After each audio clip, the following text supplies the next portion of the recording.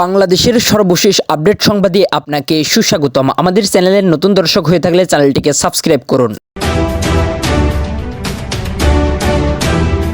শিক্ষা প্রতিষ্ঠানে লাশের মিছিল আর দেখতে চায় না দেশবাসী, বলেছেন জামায়াতের আমির। শিক্ষা প্রতিষ্ঠানগুলোতে অস্ত্র, রক্ত আর লাশের মিছিল দেশবাসী আর দেখতে চায় না বলে মন্তব্য করেছেন জামায়াতে ইসলামের আমির ডাক্তার শফিকুর রহমান। বুধবার 12 মার্চ রাজধানীর পল্টনে ছাত্র শিবিরের বিশিষ্টজনদের নিয়ে আলোচিত এক ইফতার মাহফিলে এই মন্তব্য করেন তিনি। এই সময় ছাত্র শিবিরের সভাপতি জাহিদুল ইসলাম বলেন, জুলাই আন্দোলনে সবার অবদানকে মর্যাদা দিতেই কারোর তালিকা প্রকাশ করেনি ছাত্র শিবির। ফ্যাসিস্ট আমলের সবকিছুতে পরিবর্তন আনতে কাজ চলছে, ভালো কাজগুলোকে আরো বেগবান করতে চান বলেও জানান জাহিদুল। পুলিশের উপর প্রকাশ্যে হামলার প্রতিবাদ জানিয়ে শিবির সভাপতি বলেন, যাদের কারণে ফ্যাসিস্ট মাথাচাড়া দিয়ে উঠেছে সেই শাহবাগীরা আবারও জেগে উঠেছে, তাদের যে কোনো মূল্যে রুখে দিতে হবে।